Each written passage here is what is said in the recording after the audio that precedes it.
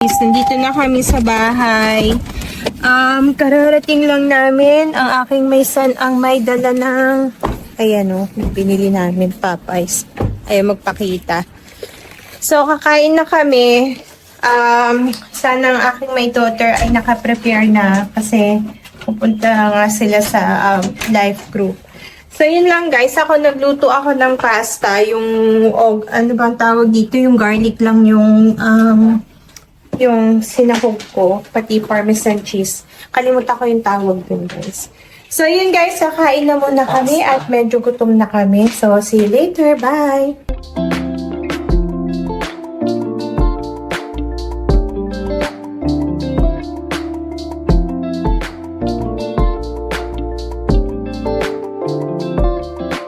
Guys, so happy Friday ngayon, so nagkatamaran kami magluto ng aming ulam. So papunta kami ngayon dito sa Popeyes Lower Hut. Nag-iisang Popeyes dito sa Wellington. Ito lang ang Popeyes dito sa Wellington. Then yung iba malayo na sa may Hamilton na, no? Tsaka Auckland. Dito ka na mag-park. Ba't parang walang tao? Maaga pa yata. Walang masyadong tao guys. Kasi 5:23 pa lang, maaga pa. Pero nung bagong bukas to, grabe yung haba ng pila. Kasi nga, nag-iisa lang siya na Popeyes dito. Saglit lang. Pwede pa na tayo mag-drive-thru.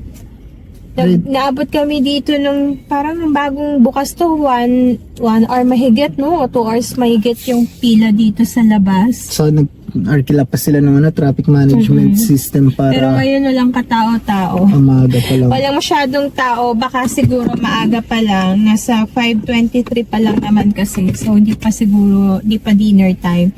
So bababa lang muna kami guys dahil doon na lang daw kami. Over the counter na lang kami, hindi na lang kami magde-drive-thru So, kasi... dito ka na lang, darling. Sige. Hindi, babad na rin ako. Bababa din doon, darling ko. Sige, see you later. Bye. Guys, so, ang bilis. First time lang ito nangyari na wala pang 5 minutes, no? Ang bilis ng serving nila ngayon. Tapos nagpabili yung may son ko nitong Oreo shake. Pero konti lang daw yung iinumin niya, kaya sa akin niya binigay. Kaya eto akong umuubos. Sayang naman. Sabi ko sa kanya siya na umubos, kaya lang sabi niya kanina, nag-Starbucks na pala siya kanina. O ayan, nangihingi ulit. Bilis ngayon na dati. Bawal sa akin ang matamis, pero dahil sayang naman, ay iinumin ko na. Dadaanin na lang sa exercise, sa treadmill. Nga. So maganda palang bumili ng gantong oras guys. Walang masyadong tao kahit sa Burger King o katabi ng Burger King, wala ring katao-tao. So ayun guys, naging busy kasi ako the whole day, kaya sabi ko sa kanila ay hindi na ako magluluto dahil medyo pagod ako today sa work, kaya sabi ko bili na lang kami ng chicken. So, ayan. Medyo, maliwanag pa din guys. Kasi usually, oras na ba? 5:30 pag winter ay madilim na. Kasi next month ay spring na. Ang favorite season. Ayan. Nakita ko yung aking office mate.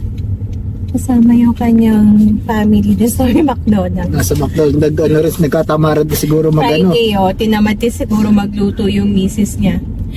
So, yun lang guys. Si Sam ay nasa bahay. Attend siya ng sa church ng life group mamaya. Ihahatid siya ni Miguel. Si Miguel na lang ang maghahatid sa kanya kasi nga medyo pagod ako. Tapos ang daddy nila ay ganun din. Kaya siya na lang ang maghahatid. Tapos bahala na kung sino susundo. Text na lang din. Ayan, dahil print ako kahit sa Queen's Gate. Ayan, Queen's Gate guys. Ang nag-iisang mall din. Hindi naman nag-iisa. Malapit isang mall dito sa may na malaki. Na malaki. Kasi merong isa sa may Porirua. So balikan namin So, kayo. yun lang guys. Balikan namin kayo kasi ni-enjoy ko yung... Hindi makapagsalita. Masarap naman siya kasi yung dating binili namin, nung bago pa lang yung Popeyes, di ka nag-sign. Mas malapit dun eh. Dito na sa dito po. Nung bago pa lang ang Popeyes, hindi masyadong masarap yung kanilang... Saan nirarush nila? Pati di ba mali-mali yung order na binibigay. Ngayon tama ba yung nabigay sa inyo? Siguro naman at konti lang yun. Tao. Hindi ko binilang yung chicken kung tama yung bilang. Dahil siguro nga dahil nga madami nga nabili, pati nalilito rin na gumagawa ng order, pati ano. Kaya minsan kung sa tingin ko hindi naman nagkukulang, sobra lang sila, may Hindi, pasobra. dati kulang. May kinulang ba tayo? Kulang ng fries. Fries yun. Kaso May hindi kinulang. na-check namin na sa bahay na. Nasa Kaya hindi bahay. na kami bumaba. Para lang sa isang fries, so Pati hindi namin nakuha yung resibo. Kaya wala rin kaming, kumbaga wala kaming laban para patunayan na. patunayan na kulang talaga. So yan lang guys, mamaya balitaan namin kayo kung magkakaroon pa kami ng time mag-update kung di pa kami gutom. Pati makatulog ng maaga. Oo. So yun lang guys, thank you for watching. Bye! A few moments later. Hi guys, good evening. So, nandito na naman po kami sa aming mahiwagang sopa. So, didiscuss naman namin ngayon ang pros and cons living here in New Zealand. Disclaimer lang, so ito bilang na sa point of view namin mag-asawa at mga na-experience namin. Tama ba? So guys, so ayun nga, sabi nga ni Mark, ito ay based lang sa aming personal point of view guys. So para sa amin, ang pros, one of the pros living here in New Zealand is yung most of healthcare and disability services are free but not entirely free actually guys kasi merong mga gamot na not publicly funded. Ang pagkakaalam ko doon, isa doon ay yung Face-to-face sa arthritis and also sa diabetes yata, yung ibang medicine for those kind of illness is hindi siya publicly funded. Pero sa most naman is free. So like sa case namin guys, si Mark kasi meron siyang Yung maintenance na iniinom. maintenance sa kanyang goiter, yon free yung kanyang maintenance doon. So, yung mga bata din, dahil 18 and below dito ay libre. So, kapag nagpapacheck up yung mga anak namin, ay wala kaming binabayaran. Even yung mga gamot nila ay libre. Yung mga piniprescribe ng yung mga doctor. pinaprescribe ng doktor ay libre. Kukunin lang namin siya dun sa designated pharmacy. So, kahit sa amin din, binabayaran lang namin is yung parang consultation fee ng aming GP, which is $20 na siya actually kasi nagtaas na. Before is 15 lang yung binabayaran namin. Pero ngayon ay $20 na. Pero yun guys, ay depende kung sa depende sa clinic or yung sa GP nyo. Yung iba kasi may nagbabayad ng 70, 60. Naririnig namin na Oo, ganun. so depende. Sa amin kasi ay $20 lang yung binabayaran namin kapag nagpapa-check up kami. Tapos yung gamot naman kapag pinrescribe naman ng doktor ay libre. Tapos yung aming mga laboratory like blood test. Oo, is libre. Like yung sa akin na yung sa ginawa sa akin yung pag-check ng cholesterol, yung aking sugar, hindi ko alam kung ano pa yung mga tawag dun sa mga laboratory test na ginawa. Oo, ay libre yun guys. Si Mark din every 3 months nagpapa-laboratory test siya para yun nga sa kanyang Yung sa bibigyan ng maintenance doon kasi tinanggal na yung thyroid ko because of the goiter. Oo, so yun. So, Libre yon every 3 months is nagpapa-laboratory exam siya or test ba tawag doon? Yun. Tapos pag naubusan, itatawag mo lang din, i-inform mo lang din yung doctor or yung GP na ano nyo, designated GP din. Yung prescribe nila ulit din, same thing, papras. But it's free. So, yun. So, mostly naman is free. So, yung second for us is yung work-life balance. So, ang pagkakaalam namin, meron ditong 4 weeks minimum na annual leave. Tapos, yun nga, yung after working hours mo, as much as possible, actually, hindi ka nila talaga i-istorbohin. Not unless talagang sobrang urgent. Pero, base dun sa amin na experience, parang never pa talaga nila kaming tinawagan after working hours na hindi talaga na hindi talaga sobrang urgent. Tapos yun, madali ka makapagpaalam kapag halimbawang meron kang kailangan attendan na activity or appointment meetings ng mga bata.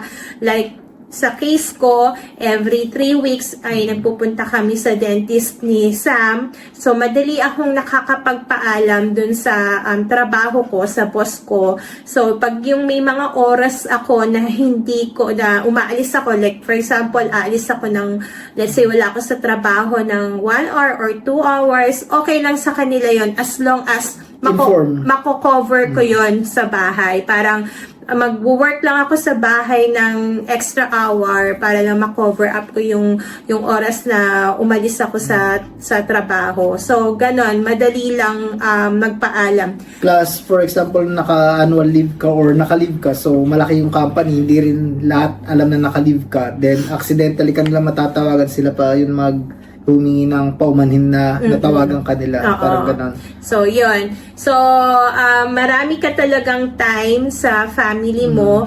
Yun talaga yung isa din sa nagustuhan namin dito sa New Zealand dahil marami kaming oras sa mga bata, sa isa't isa, sa family. Kasi after ng trabaho namin ay nakakapag-banding kami, tapos hindi naman traffic. So, like kami, mga 20 minutes lang yung drive namin from office papunta ng bahay. So, talagang nakakauwi kami ng maaga. So, yun yung isa dun sa mga pros of living in New Zealand. Tapos, isa pa is yung free education free education for primary and secondary. Again, guys, yung sinasabi naming free education is we're talking dun sa mga residente, PR, and citizen. Lilinawin lang namin dun sa part na yun, lang namin. So, meron ding mga free na education para dun sa mga naka-work permit. Pero depende yun sa work permit na hawak nyo. So, i-check nyo na lang po sa Immigration New Zealand yung type of work visa na mga eligible for free education ng mga anak. Pero sa case kasi namin, guys, before ay naka-work visa kami. Ang work visa ko nga is yung Talent Accredited Work Visa, which is wala na rin, finish out na nila yung type of visa na yon. Kami ay eligible for free education ng aming mga anak for primary and secondary education. Yun yung nabutan natin. Yun, oo. Pero pagka, yun nga, yung katulad ng nasabi namin sa isa sa mga vlog namin, na kapag yung anak nyo is in-enroll nyo sa Catholic school, meron kayong babayarang archdiocese fee. So, depende yun. I think ang primary is, hindi ko alam kung nagtaas na sila. Nung time namin kasi 500 plus yearly ang binabayaran namin sa isang bata. So, ngayon na secondary na sila, nasa 1,000 plus yearly per isang bata ang binabayaran namin for archdiocese fee. And also, sa school, meron ding mga iba na nanghihingi ng mga donation para siguro sa maintenance ng school, sa mga ganon. Pero face-to-face yun. Pero hindi siya compulsory, guys. Voluntary lang yon. Kung gusto mo mag-donate ka, saka kung magkano yung kaya nyong i-donate. So, yun yung kagandahan dito sa New Zealand. So, tapos yung next is yung friendly sila. So, talagang Oo, so yun. Base sa aking experience, kasi nung nagtrabaho ko dun sa, mako-compare ko lang guys sa Singapore, kasi dun lang naman ako nakapagtrabaho ng matagal. And dito, mako-compare ko na dito, friendly yung mga tao. Oo, even Umingiti sa'yo Oo. kahit makasalubong mo sila. So, madali sila pagtanungan, even kapag kunwari sa grocery, may mga talagang mga tao dito na babati sa'yo, mag-hi. So, ayun. So, yun yung aming na experience. Oo, at sa patay kayo sa labas din, di ba? Ano sila, Oo. yung gusto nila makipag-communicate, yung Oo. isa nakipag-usap sa'yo, nakipagkwentuhan, mga Oo.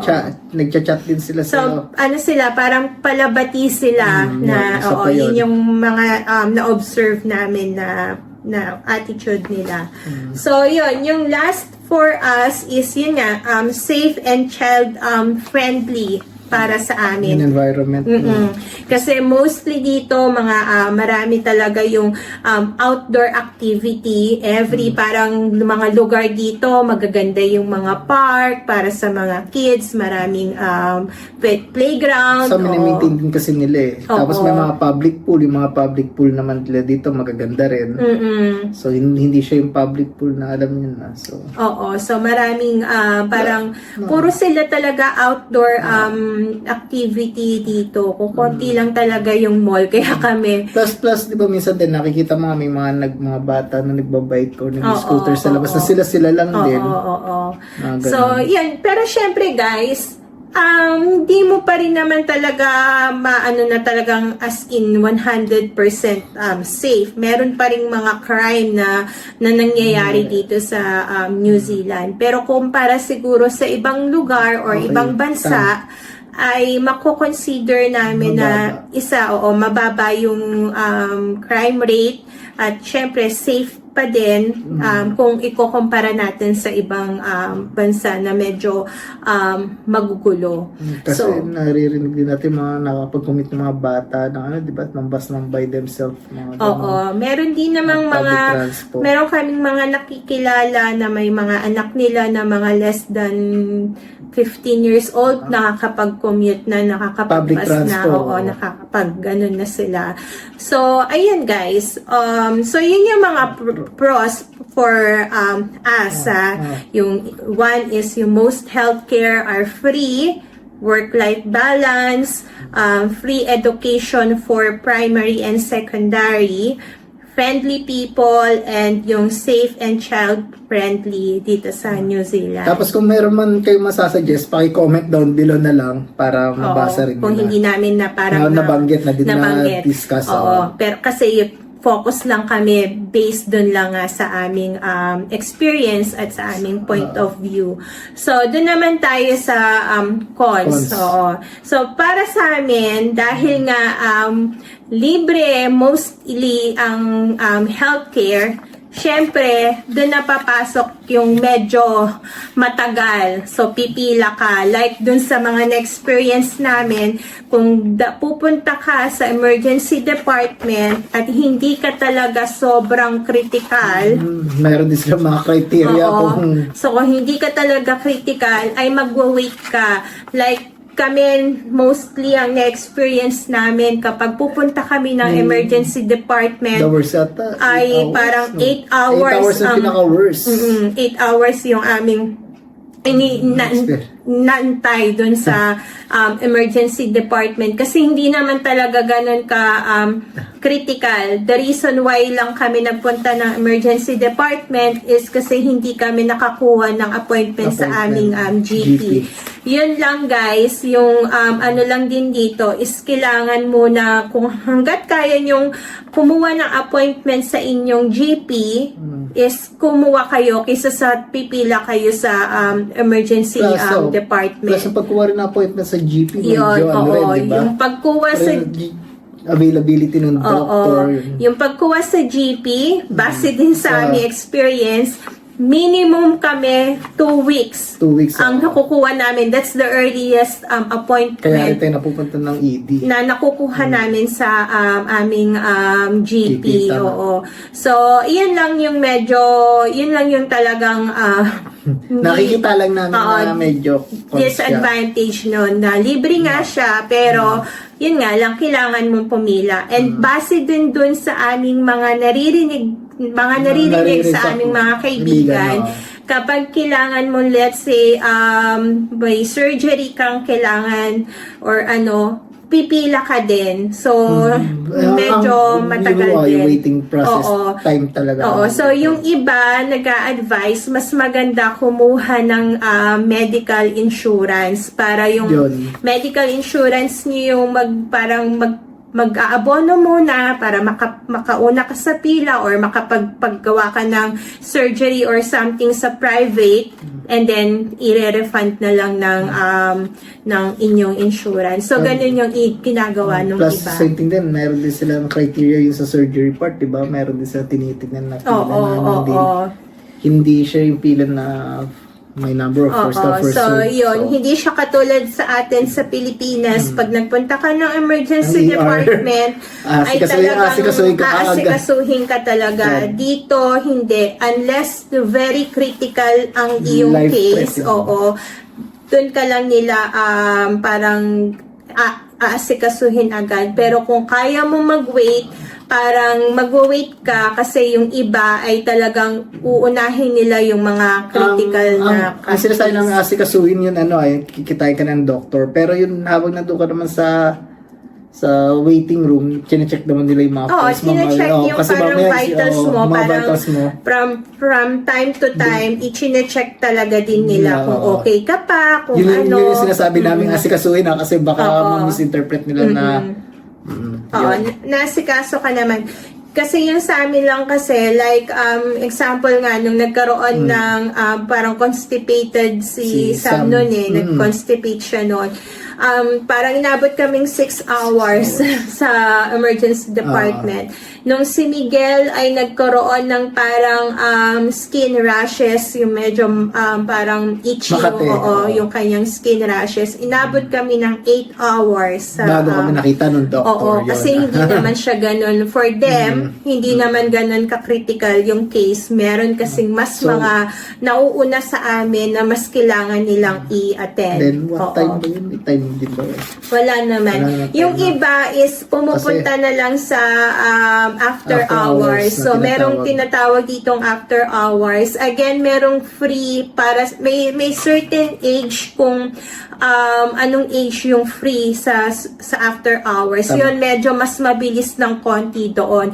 Pero kapag hindi pa natin nasusubukan hindi pa namin nasubukan kasi yung adult sa amin ay may bayad na. Parang $120 yata ang bayad sa amin, consultation. So, yun, pag 18, I don't know kung 18, parang hindi ata.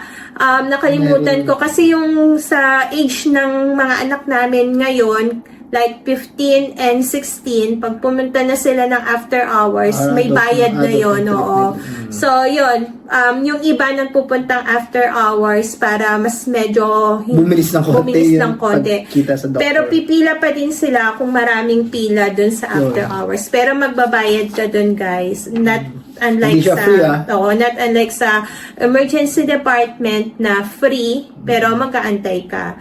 So, yung second con sa amin is, dahil nga isolated ang New Zealand, so mas matagal yung, kumbaga, yung travel, mas matagal kung mag-out of the country ka, mas marami kang parang, ano pang tawag doon, layover sa mga airport pati. Oo, tapos syempre mas mahal yung pamasahe, tapos pag may ino-order ka, na parang mga items sa ibang lugar, medyo matagal dumating kasi nga isolated isolated ang New Zealand. Tapos ano pa ba? Yun, siguro yun yung parang namin, experience namin. At sa namin. Yung mga choices sa damit, sa mga ganun, dahil nga malayo siya sa ibang sa ibang country, yung mga ini-import nila dito, Oo. So, matagal. So, yung mga, di ba, nahirap yung mga sizes ng mga shoes nila, gano'n, mga So, pagpipilian. yun, medyo matagal.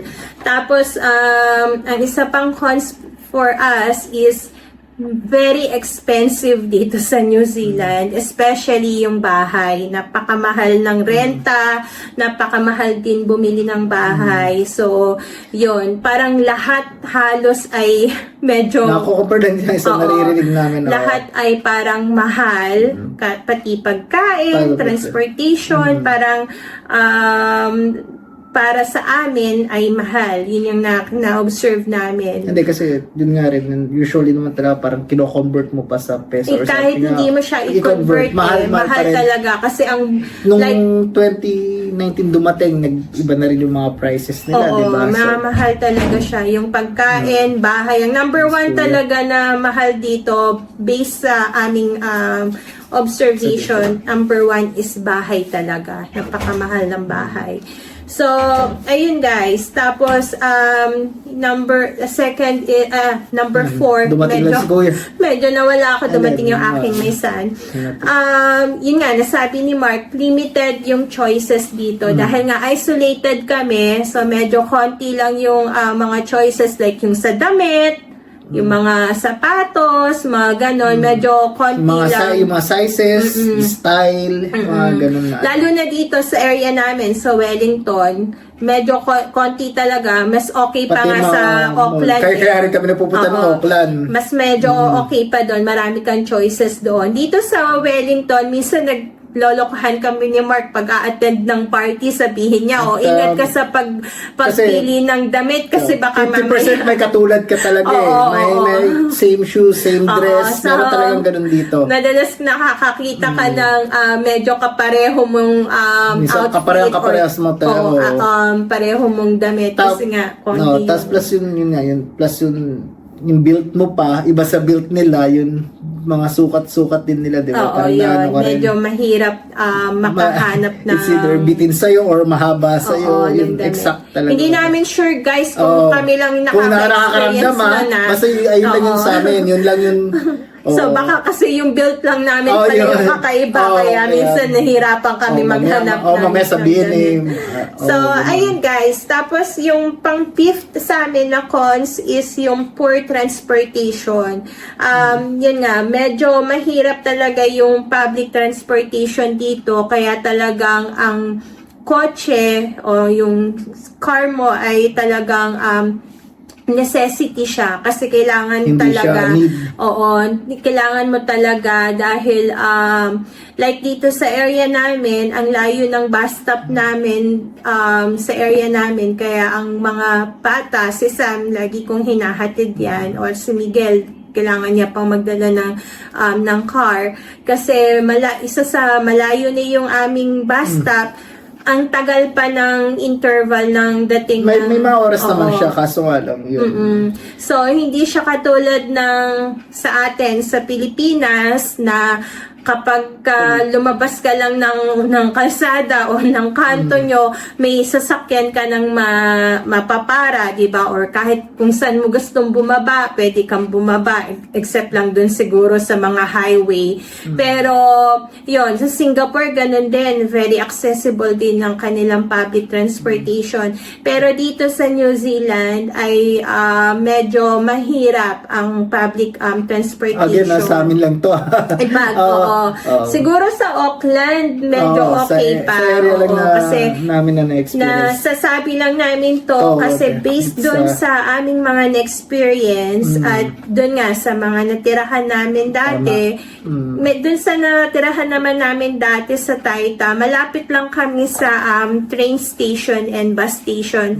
Kaso nga lang, medyo matagal. Mag-aantay ka like pag naiwanan ka, mag-antay ka like ng 30 minutes para dumating yung susunod na bus. So, ayun guys. So, yun lang yung mga cons na parang na-experience na. So again, kung meron pa yung maidadagdag o mai-share, paki-comment na lang din down below para yun, para mabasa ng mga iba pang gusto. Kasi madalas itong tinatanong sa amin dito sa mga comments nila. Salamat nga pala sa mga nagko-comment, sa mga nagbibigay kung ano pang mga gusto nyo malaman para kahit paano ma-share namin sa inyo.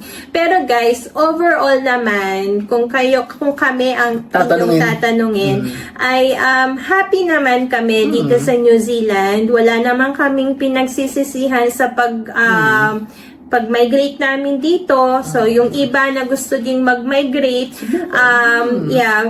encourage namin na kung gusto nyo talaga, subukan nyo, baka walang mawawala. Baka rin naman maging happy din kayo katulad namin, na happy kami na yung sa simpleng buhay namin dito at sa yun nga, sa time namin sa family, yun yung talagang number one at yun talaga yung isa sa mga nagustuhan ko dito ay yung work-life balance, pati sa trabaho, hindi masyadong ganong ka-stress. May time na na-stress ka, pero manageable naman. Siguro kung ikukumpara ko dun sa past mga experience sa Philippines example na gano'n. So, yun guys. Comment down below na lang kung may gustong malaman na gusto nyong ma-share namin sa inyo, then salamat sa pagsusuporta nyo sa aming vlog. Maraming salamat. Malapit na.